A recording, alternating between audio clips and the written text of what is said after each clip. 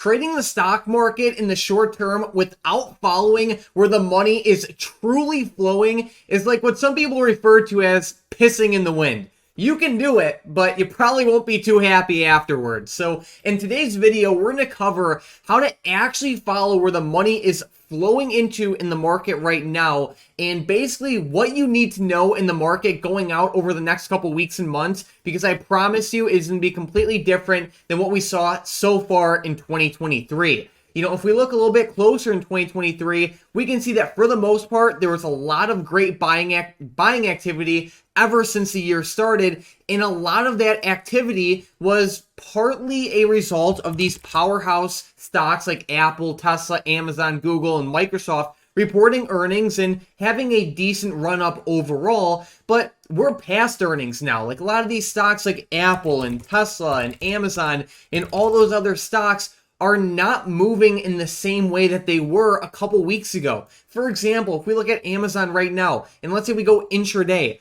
over the past week, this thing has barely moved, but if we go back like a couple weeks, in the past, it was moving with a ton of momentum, and Amazon is not the only stock like that. Even if we just go to the S&P 500 or SPY right now, it's been really choppy and flat and hard to trade. And if you're on the wrong side of that, it's just hard to trade right now. The market has changed. So basically, every now and then, the market goes in cycles in multiple different ways and on multiple different time frames. But now we're seeing, some of these big powerhouse stocks, like I said, Apple, Amazon, Google, Microsoft, stocks like that are just slowing down. The momentum's slowing. But that momentum is still somewhere. It's just not with these big tech stocks right now. And over the past couple weeks, it's been with a lot of artificial intelligence companies, whether it be ticker symbol AI, or you could even see like BBAI or other stocks like that. That's where a lot of momentum has been flowing over the past couple weeks as well. But we're also seeing a big surge of buyers in the crypto industry right now. So even just the price of Bitcoin by itself has been surging, right? And this has not only affected other cryptos in a good way, but it has had a very positive influence on crypto stocks like Coinbase. So Coinbase is one of the stocks that has probably some of the biggest and most powerful momentum in the stock market right now. And Coinbase and all other crypto stocks, you could say like Mara and like HUT and SI and stocks like that. All these stocks are benefiting from that run up. But what's worth noting is that the stocks that have the most power and momentum right now might not necessarily have the most power and momentum next week or in the future. The power and the momentum and the money is always flowing into different areas of the market, and that's why it's important to track where the money's flowing, right? And one of the easiest and free ways to do that is if you just go to a simple heat map, whether it be on TradingView or FinViz or Thinkorswim or honestly any other platform that lets you plot a heat map. This is just giving me an overall view of the S&P 500, but if you want to, you can change it to the NASDAQ or all US companies or however you want, right? And you can get a nice overview of where the money is truly flowing. I'm going to stick with the S&P 500 because I think it gives a nice blend of a bunch of different industries, and it's not too much. It's not like a information overload, we can say.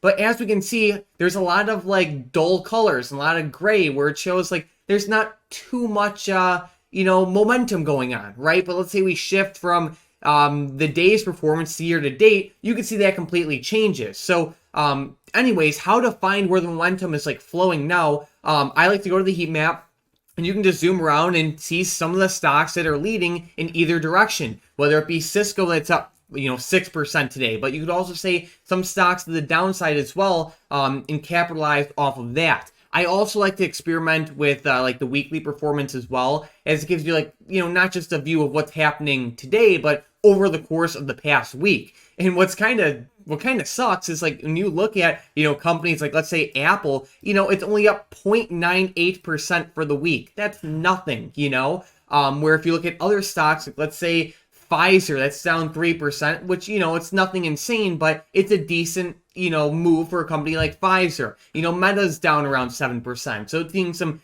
decent activity. And you can just go through a bunch of different industries and stocks and find where the momentum's flowing. And you could also go to like news websites like CNBC or Yahoo Finance or Bloomberg or whatever to see what stock is truly moving with news and momentum right now, and you can follow it like that. What's also worth noting is sometimes like earnings releases can give a stock a lot of momentum that honestly you can't get anywhere else in the market. For example, if we look at Roku, this stock is up nearly 20% today. You will not find that type of momentum basically anywhere else in the market right now. Even if you look at the S&P 500, it's barely moving, right? So it's like you have to go to these stocks that have the money flowing into them.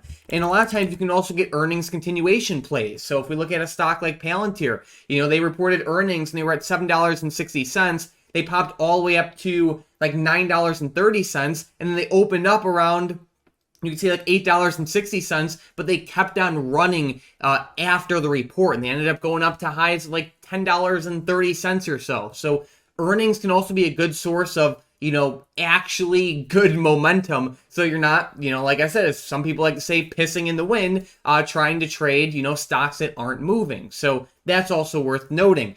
And then on top of that, as we have the S&P 500 not really moving too much, what's not good to see is we are coming up into historically a bearish part of the month.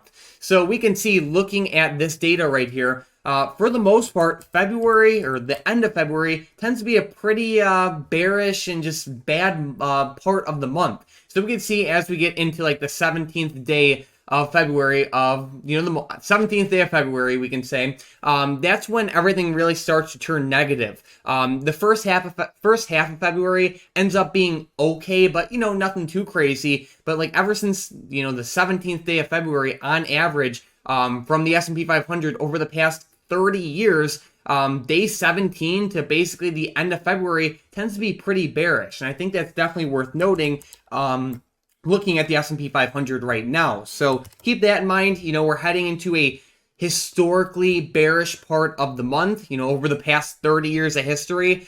At the same time, some of the news is kind of fizzling out. And, if we're being realistic, when we look at some of these stocks, like let's say in the S&P 500 year to date, when you have a company like Tesla up 82% just over the past couple weeks, that's a hard rally to sustain, so you really have to keep that in mind. So going into the next couple weeks, I think it's going to be very important to really play stocks that actually have momentum and not get trapped trading a very choppy market, because chop's hard to trade. It's a really, really tough environment to trade in when you just have choppy movement and a bunch of nothingness going on. So I hope this video helped you guys. If you learned something, make sure to subscribe. When you subscribe, you will see my videos recommended to you more often. Besides that, guys, thank you guys so much for watching today's video, and let's end the rest of the month on a strong note.